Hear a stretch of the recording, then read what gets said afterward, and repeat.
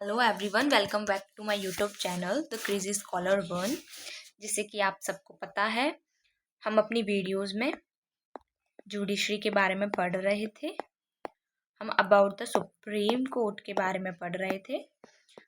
हमने कल तक advisory jurisdiction of the supreme court पढ़ा था।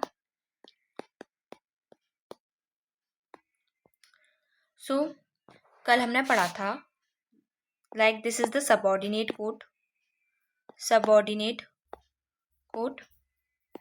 यहाँ पर अगर कोई पर्सन केस हारता है, लाइक ए वर्सेस बी था, ए अगर हार जाता है तो वो क्या कर सकता है, वो अपील कर सकता है इन द हाई कोर्ट। ए क्या कर सकता है, अपील कर सकता है इन द हाई कोर्ट। अगर वो हाई कोर्ट से भी हार जाता है तो वो अपील कर सकता है इन द सुप्रीम कोर्ट। और अगर वो सुप्रीम कोर्ट में भी हार जाता है देन उसके पास एक ऑप्शन बचता है, that is article 137, that is the judicial review, that is the review powers of the supreme court. उसके पास क्या ऑप्शन बचता है, रिव्यू का ऑप्शन बचता है। लेकिन अगर वो रिव्यू से भी हार जाता है तो उसके पास एक लास्ट चांस होता है, that is the curative petition, that is the curative petition. This is the last chance. ये क्या होता है, एक लास्ट चांस होता है। ये हमारे कॉन्स्टिट्यूशन ऑफ इंडिया में मेंशन नहीं है। Constitution of India doesn't mention it. It is the invention of the supreme court. ये इन्वेंशन है सुप्रीम कोर्ट का। सुप्रीम कोर्ट ने इसको इन्वेंट किया था in the Rupa Ashok hurrah versus Ashok hurrah case 2002। Rupa Ashok hurrah versus Ashok hurrah case था 2002 का। इसमें इन्होंने क्यूरेटिव पिटिशन को इन्वेंट किया था। ये हमारे कॉन्स्टिट्यूशन ऑफ इंडिया में नहीं है। Curative petition is based on a maxim, एक मैक्सिम पर बेस्ड है, that is actus curiae neminem gravabit. ये एक इस मैक्सिम पर बेस्ड है। इसका मतलब है कि कोर्ट हर वो एफर्ट्स लगाए जिससे किसी सही व्यक्ति को रॉन्ग जजमेंट ना सुनना पड़े।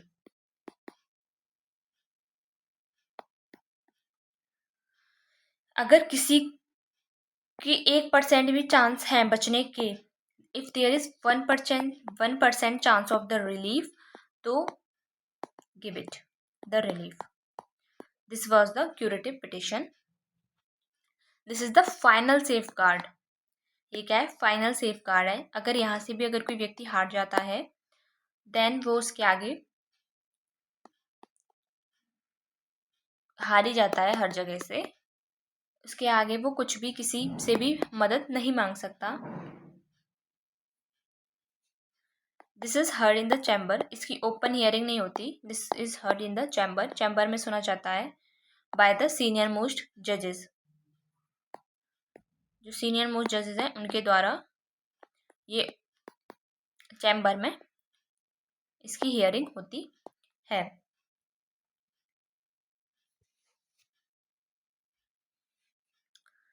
आई hope this is clear to all. हमारा नेक्स्ट टॉपिक आता है, that is the transfer powers of the supreme court. Supreme court की जो ट्रांसफर पावर है, ट्रांसफर के अलग अलग रीजन भी हो सकते हैं, like multiplicity of the cases, या फिर फियर या ब्यास, या फिर कोई भी ह्यूमैनिटेरियन ग्राउंड हो सकता है। ट्रांसफर पावर का मतलब है, अगर कोई सबऑर्डिनेट कोर्ट है, या फिर हम पहले हाई कोर्ट का एग्जांपल लेते हैं। ठीक है, हाई कोर्ट है, हाई कोर्ट ऑफ इलाहाबाद। इसमें किसी व्यक्ति ने एक केस फाइल किया अगेंस्ट समवन, लेकिन उसे डर है कि यहाँ पर उसकी जान को खतरा है, या फिर कोई भी ऐसा डर है, उसको फियर है, तो वो क्या करेगा, वो व्यक्ति सुप्रीम कोर्ट के पास जाएगा और सुप्रीम कोर्ट से रिक्वेस्ट करेगा कि ये जो इलाहाबाद हाई कोर्ट का जो केस है उसको ट्रांसफ़र कर दिया जाए। तो supreme court Allahabad high court का केस को ट्रांसफ़र कर सकते हैं कहीं कोई दूसरे हाई कोर्ट में, लाइक उन्होंने हाई कोर्ट ऑफ गुजरात में इसको ट्रांसफ़र कर दिया। This is the transfer power of the supreme court. अगर या फिर एक जैसा ही केसेस, जैसे एक यूनिवर्सिटी है कोई भी, या फिर एक कोई फाउंडेशन है, उसके ऊपर केसेस चल रहे हैं अलग अलग जगह, जैसे वेस्ट बंगाल में चल रहा है, ठीक है, राजस्थान में भी चल रहा है, बिहार में भी चल रहा है, तो सुप्रीम कोर्ट क्या कर सकती है, इनको एक जगह पर कंबाइन भी कर सकती है या फिर अपने पास बुला सकती है। सारे केसेस वो खुद अकेले हैंडल कर सकती है। ये पावर भी किसके पास है, सुप्रीम कोर्ट के पास है।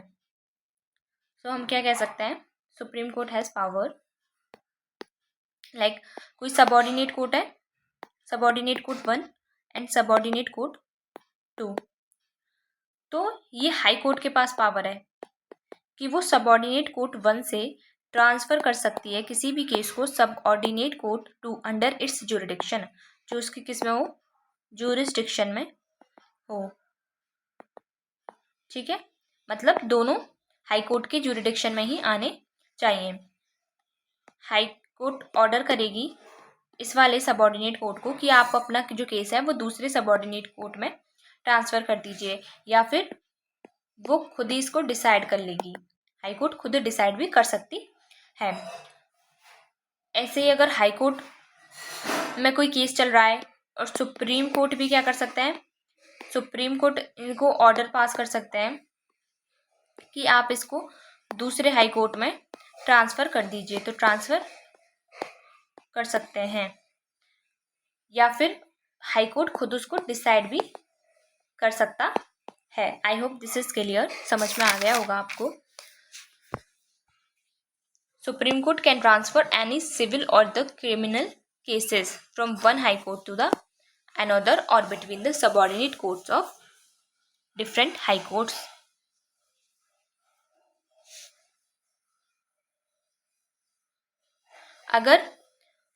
अगर सुप्रीम कोर्ट को लगता है कि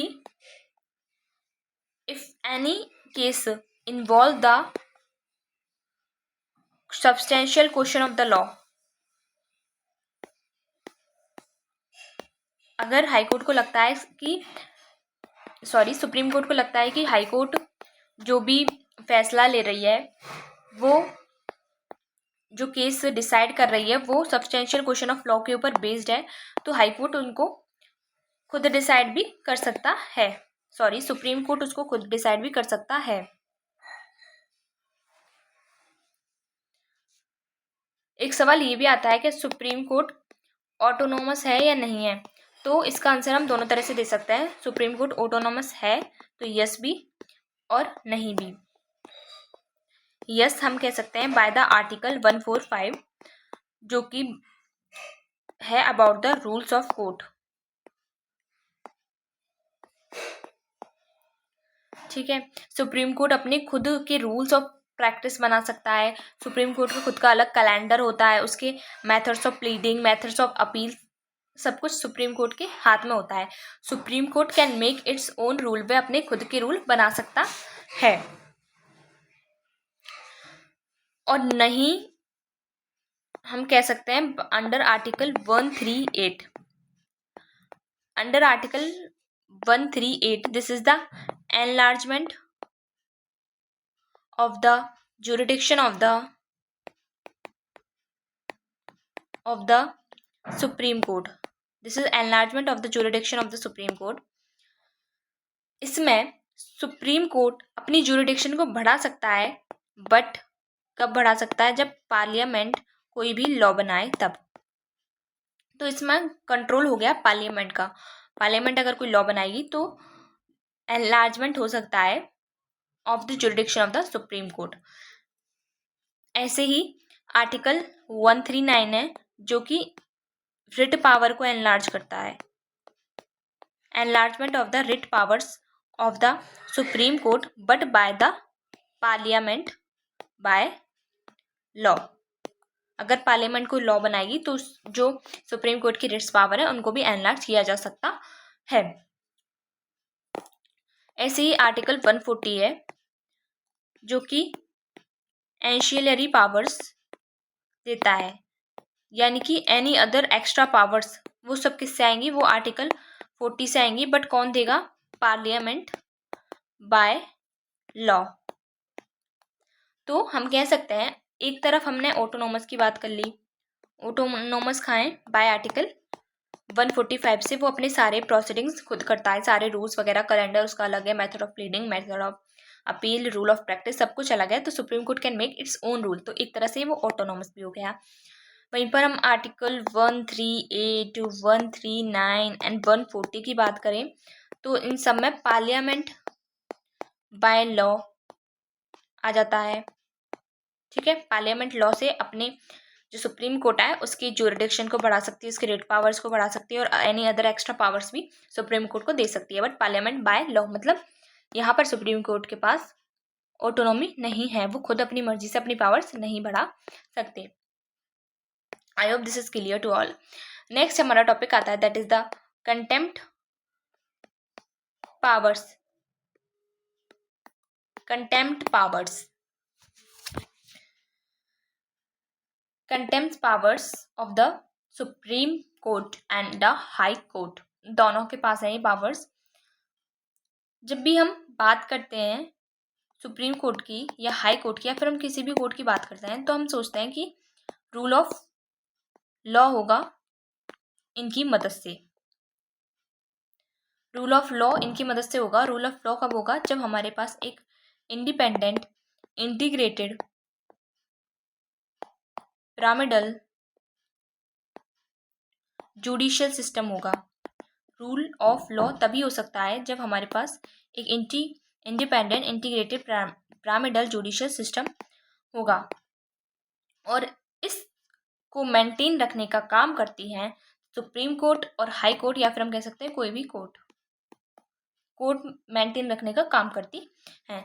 अब सपोज मानो कोर्ट ने कोई ऑर्डर दिया, कोई ऑर्डर पास किया, लेकिन कोई उसे ऑबे नहीं कर रहा है, यानी कि उसको डिसऑबे कर रहे हैं।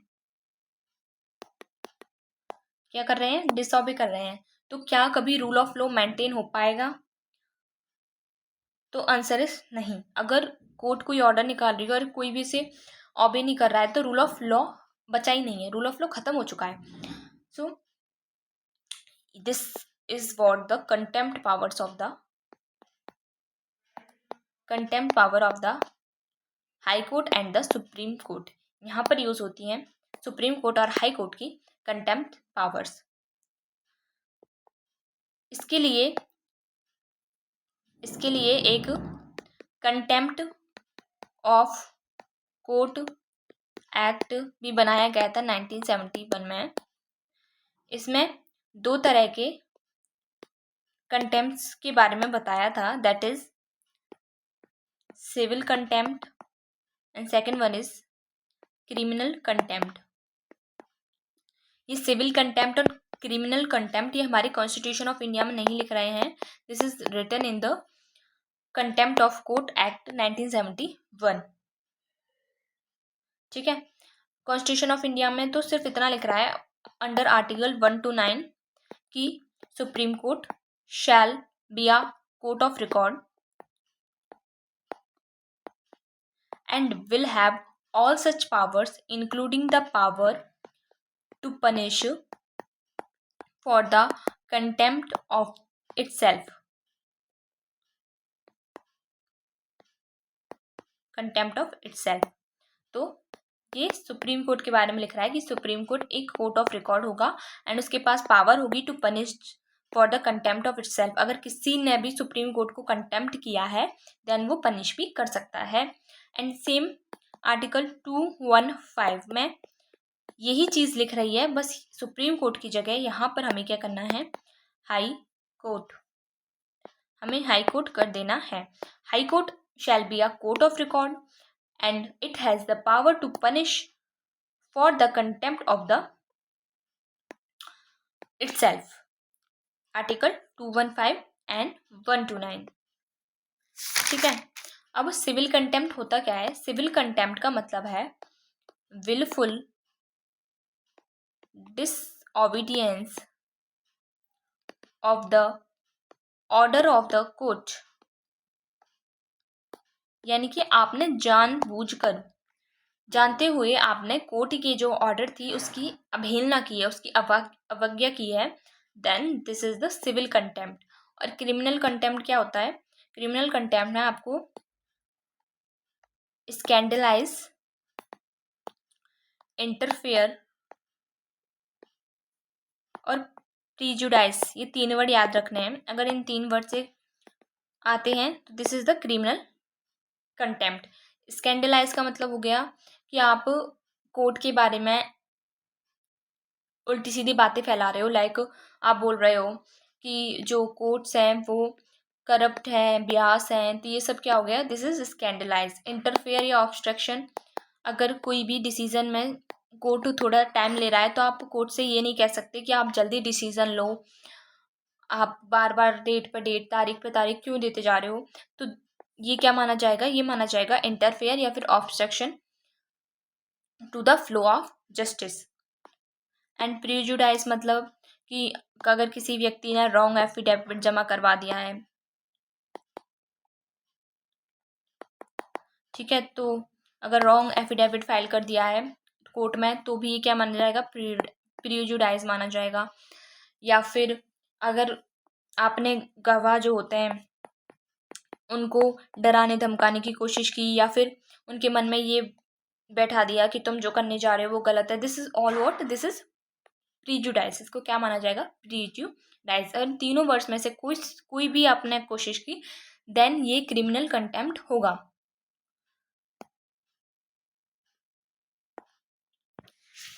एक केस हुआ था, that is Tirupati Balaji developers versus state of Bihar 2004। इसमें बोला गया था कि सुप्रीम कोर्ट और हाई कोर्ट दोनों ही कोर्ट ऑफ रिकॉर्ड हैं and high court is not subordinate to supreme court. High court subordinate court नहीं है to the supreme court.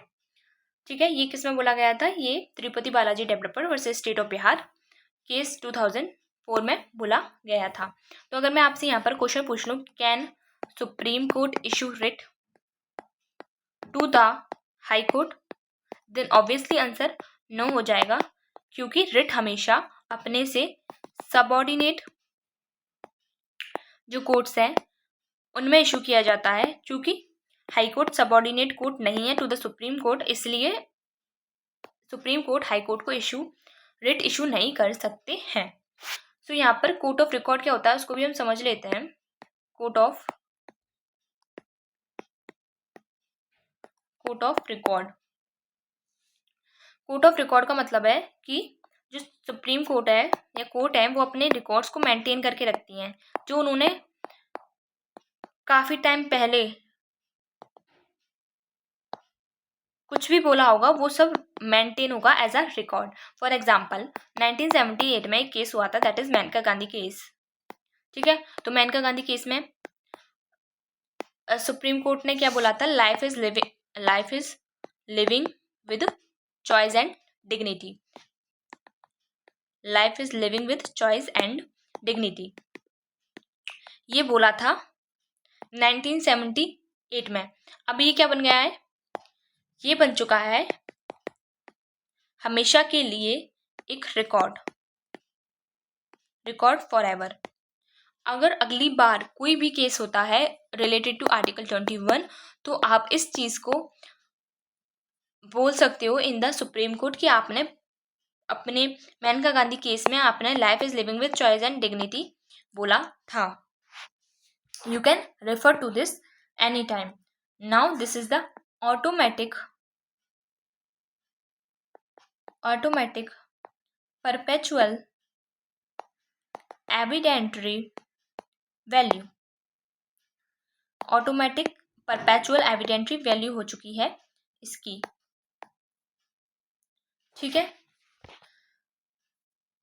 Supreme court और हाई कोर्ट, सुप्रीम कोर्ट और हाई कोर्ट अपने every record को maintain करके रखते हैं. जितने भी वो ऑर्डर पास करते हैं उन सबको क्या करते हैं, वो एज अ रिकॉर्ड के फॉर्मेट में रखते हैं. ठीक है. रिकॉर्ड के फॉर्मेट में उसको रखते हैं.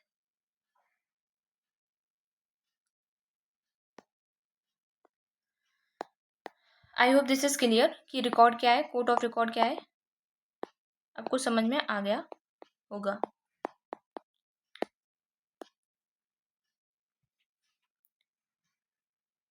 अगर कोर्ट ऑफ रिकॉर्ड है तो आप उसको फ्यूचर रेफरेंसेस के लिए भी यूज कर सकते हैं. You can use it for the future references. हमने बोला था contempt of the court is not allowed. Contempt of court is not allowed, but the fair criticism is allowed. Fair criticism allowed है and इसको fair criticism को contempt of the court नहीं माना जाएगा. But इसकी कोई प्रिसाइज डेफिनेशन नहीं है.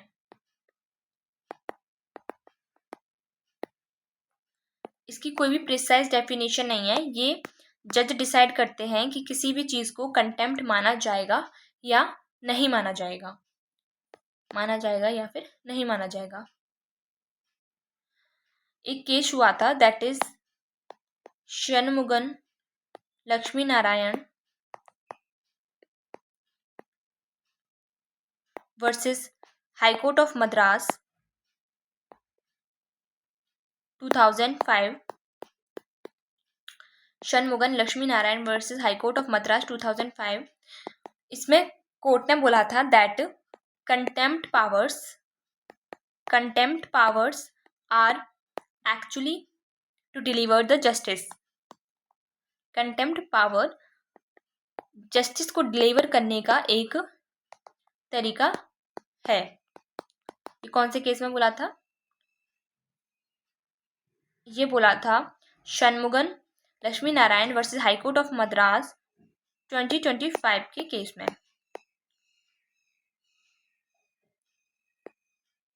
2025 के केस में ये बोला था. Former justice of the supreme court V.R. Krishna Iyer, इन्होंने बोला था कि जो लॉ ऑफ कंटेम्प्ट है वो बहुत ज़्यादा वेग है. क्या है? बहुत ज़्यादा वेग है. एंड इसकी जो ज्यूरिडिक्शन है वो बहुत ज़्यादा वेंडरिंग ज्यूरिडिक्शन है.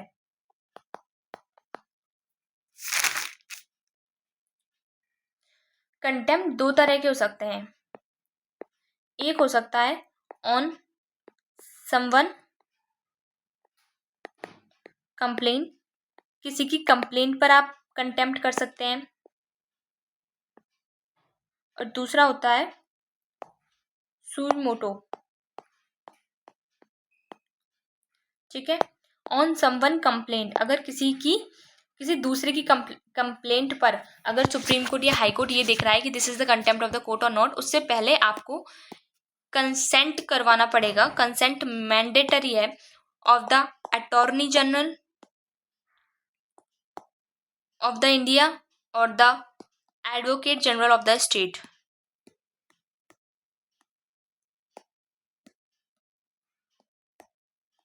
ठीक है। अगर आप सुप्रीम कोर्ट में ये कंप्लेंट लेके जाते हो, this is the contempt of the court और नॉट, देन आपको कंसेंट मैंडेटरी है to the attorney general of the India. अगर आप हाई कोर्ट में ये लेकर जाते हो कि this is the contempt of the court और not, then Advocate General of the state की कंसेंट मैंडेटरी हो जाती है। हाई कोर्ट के लिए Advocate General of the state की कंसेंट मैंडेटरी है and Attorney general of India की मैंडेटरी है for the supreme Court. Suo motu का मतलब है ऑन इट्स ओन बेसिस, मतलब कोर्ट खुद ही ये डिसाइड कर ले कि ये कंटेम्प्ट ऑफ द कोर्ट है या नहीं है। कोर्ट को खुद लगे कि यहाँ पर कंटेम्प्ट ऑफ द कोर्ट हुआ है। यहाँ पर नो कंसेंट इज मैंडेटरी, क्योंकि कोर्ट खुद डिसाइड करेगा तो यहाँ पर कंसेंट की जरूरत है ही नहीं। I hope this is clear to all. Next हमारा टॉपिक आता है that is the appointment of the जजेस। अपॉइंटमेंट ऑफ द जजेस की अपॉइंटमेंट से रिलेटेड हमें इसमें पढ़ना है आर्टिकल 1 to 4। ठीक है,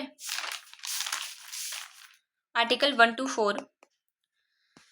आर्टिकल 1 to 4 का क्लॉज 1 to 4 इसी से रिलेटेड है, about the establishment and the constitution of the supreme Court. So इसका जो क्लॉज 1 है वो कहता है there shall be a Supreme Court of India consisting of the Chief Justice of India plus 7 other जजेस। ये हमारा जो ओरिजिनल कॉन्स्टिट्यूशन है उसमें ये सब कुछ लिख रहा था कि एक सुप्रीम कोर्ट ऑफ इंडिया होगा जिसमें एक सीजीआई प्लस 7 अदर जजेस होंगे, प्लस में ये लिख रहा था कि पार्लियामेंट में बाय लॉ ये जो जजेस हैं उनको उनकी जो संख्या है उनको बढ़ा भी सकते हैं। तो इनिशियली हमारे पास थे 1 + 7 = 8 टोटल जजेस एंड नाउ हमारे पास हैं एक सीजीआई प्लस 33 अदर जजेस, दैट इज टोटल 34 जजेस अब हमारे पास हैं। क्वालिफिकेशन ऑफ बीइंग द जजेस in the supreme court. Supreme court में अगर आपको जज बनना है तो उसकी क्वालिफिकेशंस क्या क्या हैं, ये आर्टिकल 1 to 4 के क्लॉज 3 में लिखी हुई हैं। तो पहली क्वालिफिकेशन सिटीजन ऑफ इंडिया होना चाहिए। ठीक है, दूसरी क्वालिफिकेशन है जो कि और में है, या तो वो 5 साल का 5 ईयर जज ऑफ अ हाई कोर्ट और 2 और मोर हाई कोर्ट्स इन सक्सेशन। इसका मतलब है कि या तो किसी भी हाई कोर्ट का, जैसे for example high court of Allahabad है, इलाहाबाद हाई कोर्ट का कोई भी व्यक्ति 5 साल के लिए जज है तो वो भी वैलिड है, वो सुप्रीम कोर्ट में जज बन सकता है। या फिर अगर कोई व्यक्ति दिल्ली के जो हाई कोर्ट है या फिर बॉम्बे का जो हाई कोर्ट है उसमें 2 साल के लिए है और इलाहाबाद का जो हाई कोर्ट है उसमें 3 साल के लिए है, तो टोटल हो गया 5 साल, 5 ईयर हो गया। तो यहाँ पर भी ये वैलिड है। 2 या 2 से ज़्यादा अगर हाई कोर्ट में इन सक्सेशन वो जज रहते हैं तो भी वो वैलिड हैं।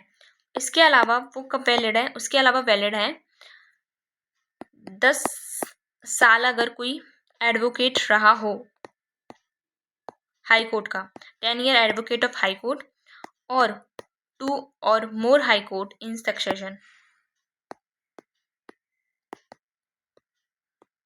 2 और मोर हाई कोर्ट इन सक्सेशन का मतलब है 5 साल के लिए किसी और हाई कोर्ट में, उसके बाद किसी और हाई कोर्ट में चले गए तो भी वो क्या हो जाएंगे, एलिजिबल हो जाएंगे टू बीइंग अ जज इन सुप्रीम कोर्ट। और इसके अलावा भी अगर कोई व्यक्ति in the opinion of the president के ओपिनियन में अगर कोई व्यक्ति जूरिस्ट है, यानी कि किसी व्यक्ति के पास नॉलेज ऑफ द लॉ है, तो भी क्या बन सकते हैं, वो जज ऑफ द सुप्रीम कोर्ट बन सकते हैं, लेकिन प्रेसिडेंट के ओपिनियन से। आई होप दिस इज क्लियर। ये समझ में आ गया होगा कि क्या क्या क्वालिफिकेशंस हैं, क्या क्या क्वालिफिकेशंस चाहिए। आर्टिकल 1 to 4 का 2A बताता है कि there is no minimum age to be a जज but there is a maximum age to become a judge that is 65 years, but this is not the compulsory age. This can be determined by the parliament by law. Parliament by law इस as को increase भी कर सकता है and decrease भी कर सकता है. अभी जो प्रेजेंट एज चल रही है वो 65 चल रही है. एंड सुप्रीम कोर्ट रिजाइन देंगे in the return to the president. Supreme court के जो जजेस हैं वो प्रेसिडेंट को इन रिटर्न रिजाइन देते हैं. अब नेक्स्ट टॉपिक हम बात करते हैं about the removal of the जजेस of the supreme court and the high Court. Removal of the जजेस का रिमूवल. वैसे तो हमारे जो कॉन्स्टिट्यूशन है उसमें टर्म रिमूवल ही लिख रहा है, बट हम लोकल टर्म में लेमन लैंग्वेज में इसको इम्पीचमेंट भी बोल देते हैं. आपने न्यूज़पेपर में भी पढ़ा होगा इम्पीचमेंट ऑफ द जस्टिस.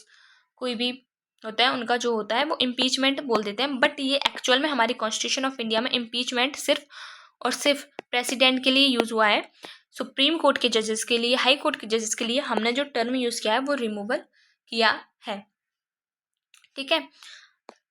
1, 2, 4 का क्लॉज 4 एंड 5 इन दोनों में रिमूवल ऑफ द जजेस के बारे में ही बताया गया है. And ground for the removal of the जजेस, ग्राउंड्स हैं प्रूव्ड मिसबिहेवियर एंड इनकैपेसिटी. अगर इनकैपेसिटी है या फिर प्रूव्ड मिसबिहेवियर है देन सुप्रीम कोर्ट के जज को हटाया जा सकता है. ये लिखा हुआ है आर्टिकल 1 to 4 क्लॉज 5 में. जो डिटेल प्रोसेस है वो दी गई है जजेस इंक्वायरी एक्ट 1968 में. जजेस इंक्वायरी एक्ट 1968 में डिटेल प्रोसेस दी गई है. अब इसकी प्रोसेस समझते हैं. प्रोसेस टू रिमूव द जज of the supreme Court can start either in the Lok Sabha और द राज्यसभा. दोनों में से किसी में भी स्टार्ट हो सकती है. अगर वो लोकसभा में स्टार्ट होती है then it should have support of 100 members. 100 members का सपोर्ट चाहिए. अगर वो राज्यसभा में स्टार्ट होती है then it should have the support of the 50 members. कितने मेंबर्स का सपोर्ट चाहिए? 50 मेंबर्स का सपोर्ट चाहिए. ठीक है. उसे 100 मेंबर्स का चाहिए लोकसभा में चालू होने के लिए और राज्यसभा में 50 मेंबर्स का सपोर्ट चाहिए. फिर इसके बाद आपको चाहिए you need the leave of the presiding officer. क्या चाहिए? इजाजत परमिशन आपको चाहिए ऑफ द प्रिसाइडिंग ऑफिसर. ठीक है. आपको जो भी प्रिसाइडिंग ऑफिसर हैं किसी दोनों हाउस में से उनकी जो परमिशन चाहिए. एंड प्रिसाइडिंग ऑफिसर के पास ये पावर है कि वो इसको डिनाई भी कर सकते हैं. इसको डिनाई भी कर सकते हैं. अगर मानो डिनाई नहीं किया, डिनाई कर दिया तो फिर आगे प्रोसेस होगी ही नहीं. अगर मानो डिनाई नहीं किया तो फिर डिबेट, डिस्कशन एंड वोटिंग होगा. डिबेट, डिस्कशन, वोटिंग होगी. और वोटिंग में भी अगर आपको पास करवाना है तो वोटिंग में आपको स्पेशल मेजोरिटी से पास करवाना होगा.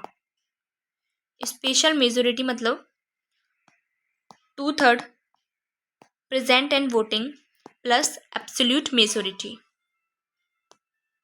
अगर इस मेजोरिटी से वो पास हो जाता है देन आगे की प्रोसेस होगी. लेकिन इस डिबेट, डिस्कशन से भी पहले एक और प्रोसेस होती है that is the screening process. एक स्क्रीनिंग की जाती है. स्क्रीनिंग ऑफ एलिगेशंस करते हैं. एलिगेशन की स्क्रीनिंग करते हैं कि एलिगेशन लगाए गए हैं वो सही है या नहीं है. इसके लिए एक 3 मेंबर जुडिशियल कमिटी बैठाई जाती है which is headed by the Chief Justice of India, जिसमें सुप्रीम कोर्ट के जज, हाई कोर्ट के चीफ जस्टिस और कोई एमिनेंट जूरिस्ट हो सकते हैं. अगर इन्होंने भी नो बोल दिया तो भी आगे कोई भी प्रोसेस नहीं होगी, इनकी ना फाइनल मानी जाएगी। अगर इन्होंने हाँ बोल दिया देन आगे की प्रोसेस होगी, देन आगे डिबेट एंड डिस्कशन होंगे, वोटिंग होगी, स्पेशल मेजोरिटी से पास होगा, देन वो दूसरे हाउस में चला जाएगा। सेकेंड हाउस में सेम प्रोसेस रिपीट होगी, डिबेट, डिस्कशन एंड वोटिंग भी स्पेशल मेजोरिटी से पास होना चाहिए। अगर स्पेशल मेजोरिटी से पास हो जाता है देन वो जाएंगे प्रेसिडेंट के पास जाएगा, and president in the same session जिस सेशन में ये पास हुआ है उसी सेशन में ये प्रेसिडेंट के पास जाना चाहिए। अगर प्रेसिडेंट भी यस कह देते हैं तो जजेस को क्या कर दिया जाएगा, रिमूव कर दिया जाएगा। ठीक है, ये हो गया आर्टिकल 1 to 4 का क्लॉज 4 कंप्लीट। इसके बाद आर्टिकल 1 to 4 का 5 भी हमने पढ़ लिया है कि अगर किसी जज का प्रूवन मिसबिहेवियर प्लस द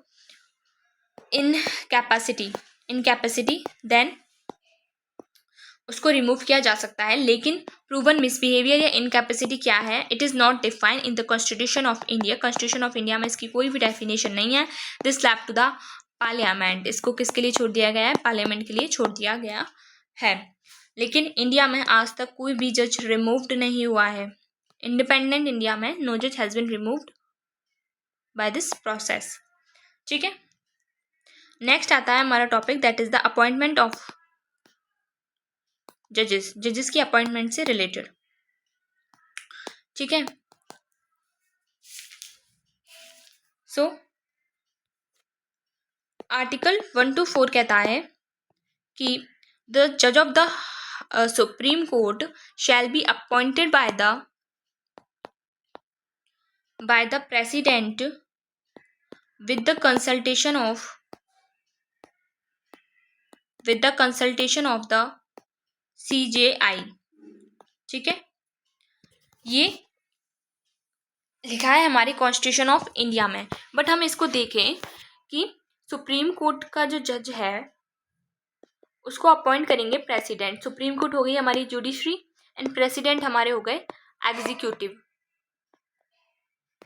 क्योंकि इसमें इनडायरेक्टली पीएम भी और काउंसिल ऑफ मिनिस्टर्स भी इंक्लूड हो गए। ठीक है, तो एग्जीक्यूटिव क्या करेंगे, जुडिशरी को अपॉइंट करेंगे। ये लिखा हुआ है हमारे कॉन्स्टिट्यूशन ऑफ इंडिया में। लेकिन ये जो है with the consultation of CGI, ये हो जाता है एक सेफ गार्ड यहाँ पर, क्योंकि हमने जुडिशरी को भी इन्वॉल्व कर लिया है। अगर ऐसा नहीं होता then otherwise it is difficult to maintain the independence of judiciary. Judiciary की इंडिपेंडेंस को मेंटेन करना बहुत ज़्यादा मुश्किल हो जाता। सिंस 1950 से जब भी प्रेसिडेंट अपॉइंट करते किसी भी जज ऑफ द सुप्रीम कोर्ट के जज को अगर प्रेसिडेंट अपॉइंट करते, देन द कंसल्टेशन, ये जो कंसल्टेशन है ऑफ सीजीआई, ये क्या थी, एक फॉर्मेलिटी थी सिर्फ।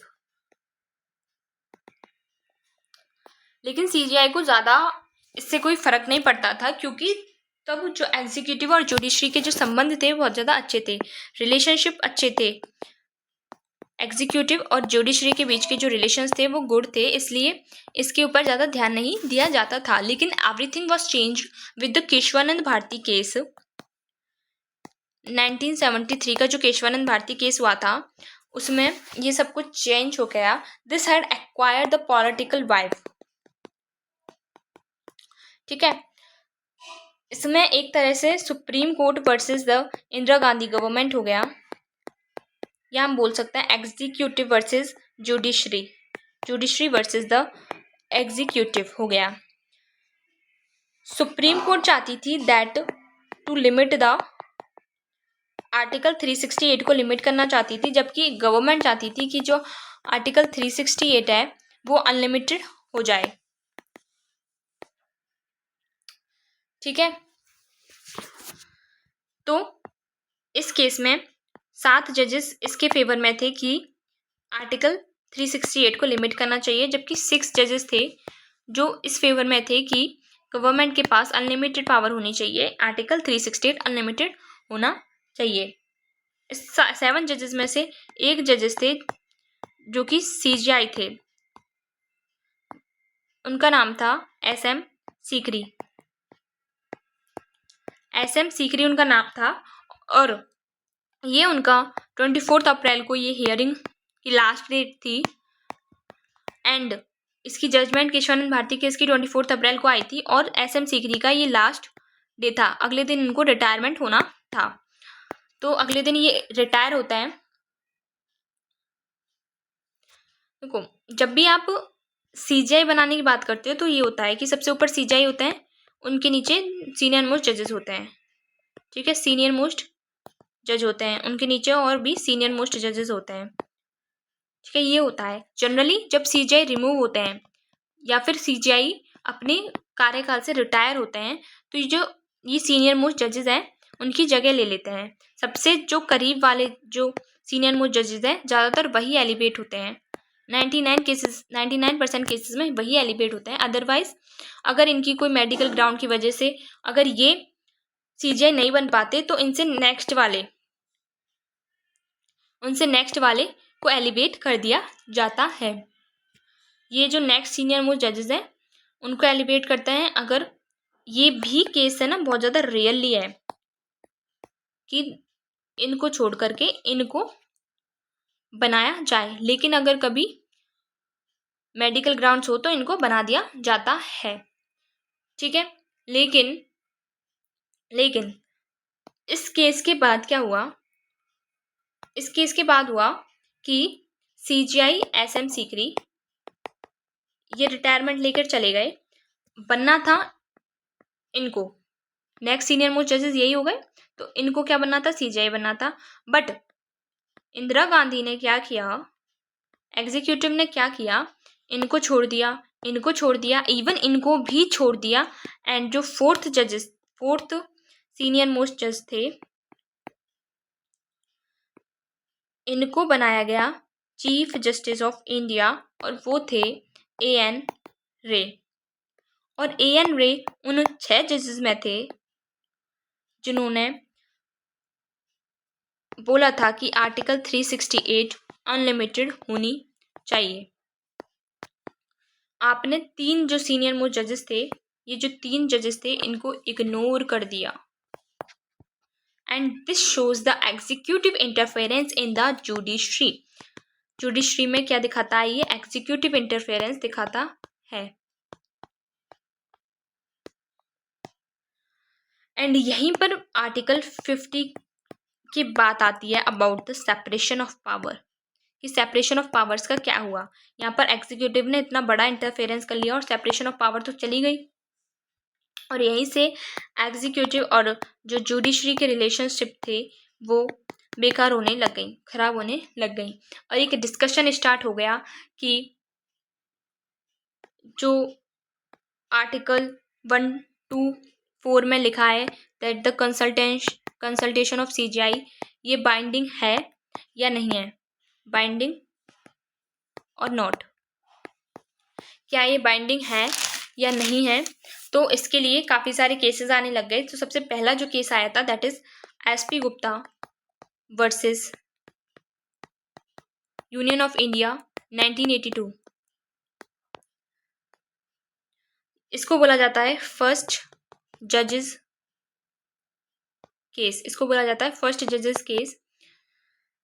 SP गुप्ता एक एडवोकेट थे जिन्होंने PIL लगाई थी। इन्होंने सुप्रीम कोर्ट से पूछा था क्या कंसल्टेशन बाइंडिंग है या नहीं है, तो सुप्रीम कोर्ट ने आंसर दिया था the consultation is not binding. Consultation का मतलब कंकरेंस नहीं होता है। सुप्रीम कोर्ट ने क्या बोला, कंसल्टेशन का मतलब कंकरेंस नहीं होता। Essentially it implies that the executive is free to appoint anyone, right. So इसके बाद 1980s में बहुत ज़्यादा एग्जीक्यूटिव इंटरफेरेंस बढ़ गया इन द जुडिशरी। देन आया सेकंड जजेस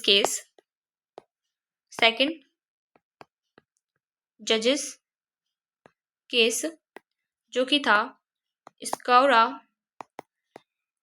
वर्सेस यूनियन ऑफ इंडिया 1993।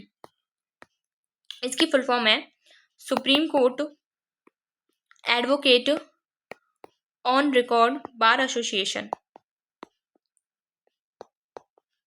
ठीक है, ये एक सुप्रीम कोर्ट के जो एडवोकेट है उनकी एक एसोसिएशन है।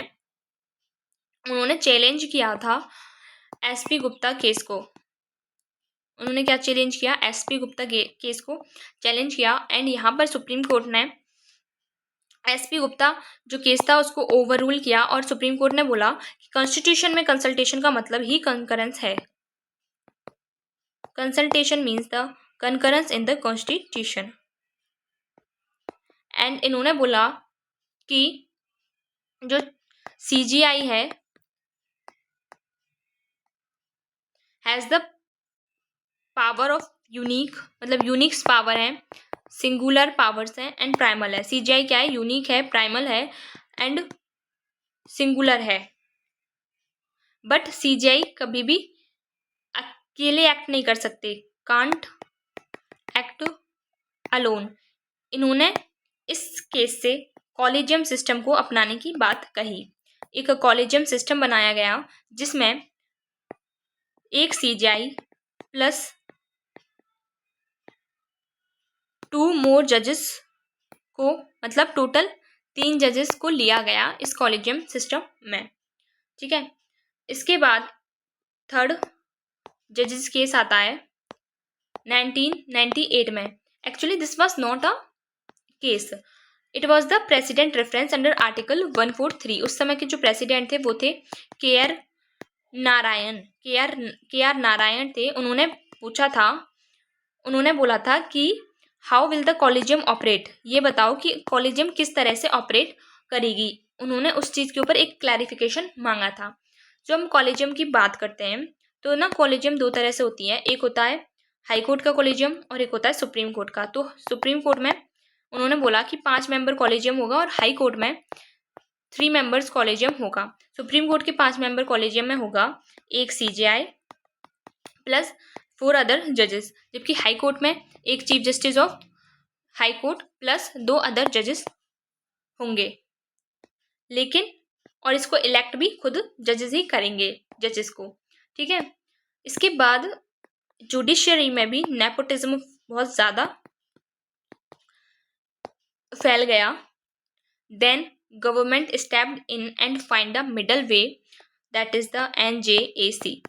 गवर्नमेंट ने एक मिडल वे निकाला जिसको बोला जाता है national judicial appointment commission. This was included in the article 124A added by the 99th constitutional amendment act 2014 से इसको ऐड किया गया। 124A में बोला गया जजेस of the supreme court shall be appointed by the president in consultation with the NJAC, national judicial appointment commission के consultation से ही अपॉइंट किए जाएंगे जजेस। तो NJAC एक 6 मेंबर की कमेटी बनाई गई या एक कमीशन बनाई गई, 6 मेंबर बॉडी थी। इसमें 6 लोग थे जिसमें से 3 जुडिशियल ग्राउंड से थे और 3 नॉन जुडिशियल ग्राउंड से थे। जो 3 जुडिशियल ग्राउंड से थे वो थे एक तो सीजीआई ऑफ इंडिया एंड एक जज ऑफ सुप्रीम कोर्ट और एक और जज ऑफ सुप्रीम कोर्ट, यानी कि टोटल 2 जजेस of the supreme court and एक चीफ जस्टिस ऑफ इंडिया। और 3 नॉन जुडिशियल ग्राउंड से थे वो थे एक तो union minister of law and justice and 2 person थे जिनको बोला गया एमिनेंट पर्सन बोला गया इनको, जिनकी टर्म बोल दी गई कि इनकी जो टर्म है वो 2 इयर्स रहेगी, बट इनकी जो एज है, इनकी क्वालिफिकेशंस क्या हो सकती हैं, ये सब कुछ भी क्लैरिफाई नहीं किया गया, इनको डिफाइन नहीं किया गया था। इसमें बोला गया कि जो ये एमिनेंट पर्सन है this will be appointed by the 3 membered committee. एक 3 मेंबर कमेटी होगी, उनके द्वारा इनको अपॉइंट किया जाएगा। और ये जो 3 मेंबर कमेटी होगी इसमें PM होंगे, इसमें CGI होंगे प्लस लीडर ऑफ अपोजिशन होगी, leader of opposition in the Lok Sabha. ये 3 मेंबर्स होंगे और ये जो 2 एमिनेंट पर्सन है इनको अपॉइंट करेंगे। अब यहाँ पर आप देखोगे ये जो NJAC है इसमें आपने सब कुछ इंक्लूड कर दिया। आपने जुडिशरी इंक्लूड कर ली, ठीक है। आपने यहाँ पर एग्जीक्यूटिव इंक्लूड कर लिया और यहीं पर आपने क्या कर लिया, आपने लेजिस्लेचर, यानी कि एग्जीक्यूटिव, लेजिस्लेचर और जुडिशरी। आपने जुडिशरी के लिए तीनों को इंक्लूड कर लिया। What about the independence of judiciary? What about the separation of powers? What about the Article 50? क्या हुआ इनका? That's why 99th Constitutional Amendment Act 2014 was challenged, plus NJAC was also challenged. मतलब NJAC और 99th Constitutional Amendment Act 2014 को challenge कर दिया गया in the fourth जजेस केस। फोर्थ जजेस केस में इसको चैलेंज कर दिया गया था, ठीक है। And case was SCAORA versus Union of India 2015। Supreme Court declare it as null and void. NJAC को हटा दिया सुप्रीम कोर्ट ने, बिकॉज यहाँ पर आर्टिकल 50 का वायलेशन हो रहा था, सेपरेशन। और सुप्रीम कोर्ट ने बोला कि जो सेपरेशन ऑफ पावर है ये बेसिक स्ट्रक्चर डॉक्ट्राइन का हिस्सा है एंड आप इसको चेंज नहीं कर सकते हो, ठीक है। अब आप देखो, अब वापस किस पर आ गए, आपने स्टार्टिंग की थी कॉलेजियम सिस्टम से और आप दोबारा से कॉलेजियम सिस्टम पर आ गए। आपने NJAC भी बना लिया लेकिन वो भी फेल हो गया। आपने हर कुछ करके देख लिया एंड सब कुछ फेल हो रहा था। तो लास्ट में गवर्नमेंट एंड जुडिशरी दोनों ने मेमोरेंडम ऑफ अंडरस्टैंडिंग साइन किया। उसको बोला जाता है मेमोरेंडम ऑफ प्रोसीजर, MOP बोला जाता है इसको। These are just the guidelines. इसमें बोला गया कि जो working of the collegium system, जो कॉलेजियम सिस्टम की वर्किंग है under the protocol of MOP is the best possible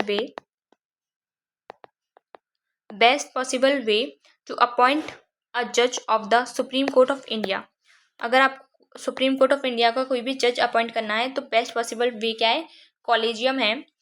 however इसमें बोला गया कि अभी जो बेस्ट पॉसिबल वे है वो कॉलेजियम है, लेकिन विद द टाइम अगर हमें लगेगा कोई मोर एफिशिएंट वे हमें मिल रहा है टू अपॉइंट द जजेस of the supreme court, then हम उसे अडॉप्ट कर लेंगे। इसमें सीनियोरिटी, एबिलिटी, परफॉर्मेंस वगैरह वगैरह ये सब कुछ देखा जाता है, बट याद रखना these are just the guidelines. ये क्या है, सिर्फ गाइडलाइंस है। So we are back to the collegium system. अब हमारे पास क्या है, अब कॉलेजियम सिस्टम है। I hope this is clear to all. ये हमारा पूरा कंप्लीट हो चुका है, ठीक है। कॉलेजियम सिस्टम और NJAC ये सब कुछ हमने पढ़ लिया है। तो थोड़ा बहुत हम लास्ट में इसको समराइज कर लेते हैं, कॉलेजियम सिस्टम क्या है एंड NJAC क्या है। हम कॉलेजियम सिस्टम की अगर हम बात करें तो कॉलेजियम सिस्टम जो थर्ड जज केस था इसके ऊपर बेस है, ठीक है। कॉलेजियम सिस्टम में जो जजेस होंगे वो अपॉइंट होंगे by the CGI plus 4 most senior जजेस, यानी कि टोटल 5 जजेस के द्वारा अदर जजेस of the supreme court appoint होंगे। यहाँ पर कोई भी कॉन्स्टिट्यूशनल बैकिंग नहीं है, मतलब कोई भी इससे रिलेटेड कोई भी हमारे पास आर्टिकल नहीं है। क्रिटिक्स कहते हैं कि यहाँ पर ये क्लोज्ड डोर सिस्टम है जिसमें ट्रांसपेरेंसी नहीं है। अगर हम NJAC की बात करें तो NJAC की अगर हम बात करें तो NJAC अब तो नहीं है NJAC, बट पहले जब था NJAC इसको लाया गया था bye the 99th constitutional amendment act 2014, ठीक है। इसमें कॉन्स्टिट्यूशनल बैकिंग भी थी, जैसे कि आर्टिकल 124A हमने पढ़ा था। तो ये क्या थी, इसकी कॉन्स्टिट्यूशनल बैकिंग थी। जो ये ओल्ड कॉलेजियम सिस्टम था इसको ख़त्म करने के लिए NJAC को लाया गया था, ठीक है। इसमें 6 मेंबर्स थे जो कि 3 जुडिशियल बैकग्राउंड से और 3 नॉन जुडिशियल बैकग्राउंड से आते थे। 3 में एक में तो CGI थे प्लस 2 सीनियर मोस्ट जजेस थे और एक यूनियन मिनिस्टर थे ऑफ लॉ एंड है ना, और एक 2 एमिनेंट पर्सन थे।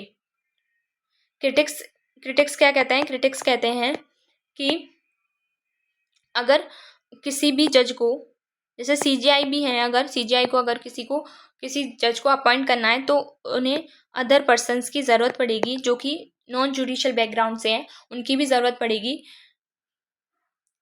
यहाँ पर जुडिशियल जो इंडिपेंडेंसी थी वो ख़त्म होती दिख रही थी। तो this is all about the judiciary और द सुप्रीम कोर्ट। हमने बहुत कुछ पढ़ लिया, लेकिन अभी ये हमारा कंप्लीट नहीं हुआ है, इसको हम आगे की वीडियो में कंटिन्यू करेंगे। Thank you for watching this video पसंद आया तो इसे लाइक करना, चैनल पर पहली बार आए हो तो चैनल को सब्सक्राइब ज़रूर करना। Thank you so much guys.